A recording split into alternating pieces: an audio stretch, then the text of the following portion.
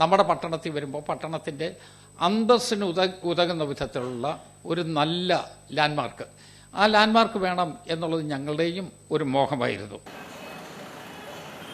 സത്യഭാമേ സത്യഭാമേ.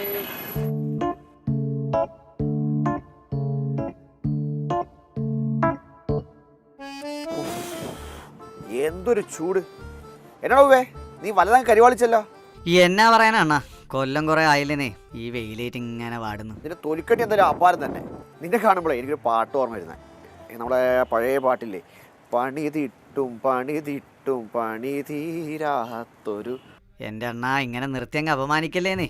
ഇങ്ങനെ ക്രൂശിക്കാൻ ഞാൻ എന്നാ ചെയ്തുന്നാ. ഇത്രയും കാലം മതിയായല്ലോ, ഇനി എന്തിനാ ഇങ്ങനെയൊക്കെ ചെയ്യുന്നത്?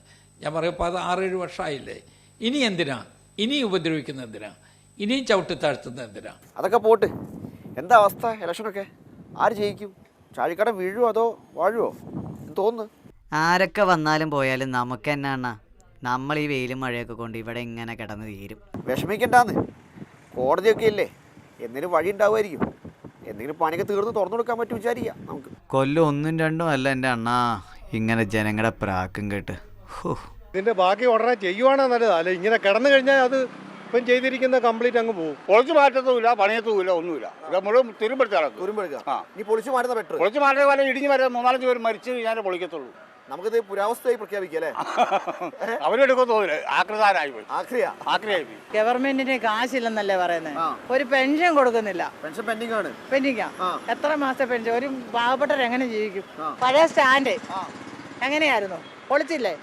പൊളിച്ചു. ഒരു മനുഷ്യൻ മരിച്ചില്ലേ, ആ മനുഷ്യന്റെ ജീവൻ തിരിച്ചു കിട്ടുവോ? ആ കുഞ്ഞുങ്ങൾക്ക് തന്തയായിട്ടുണ്ടോ? അപകടമായിട്ട് മാറും. ലോക്സഭയെ ചാഴിക്കാടൻ ജയിക്കുവോ അല്ലെ ഫ്രാൻസ് പിടിച്ചെടുക്കുവോ സീറ്റ്? ചാഴിക്കാടൻ പിടിച്ചെടുക്കാൻ പാടാ. ഒരു 10 പതിറ്റാണ്ടായി പുരാവസ്തു എന്നോളം ഈ ആകാശപാത ഇങ്ങനെ കോട്ടയം നഗരത്തിൽ നിൽക്കാൻ തുടങ്ങിയിട്ട്.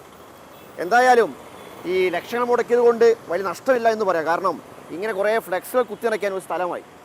ക്യാമറമാൻ വിഷുവിനൊപ്പം ഹരീഷ് ഹരിദാസ്, മാതൃഭൂമി ന്യൂസ്, കോട്ടയം.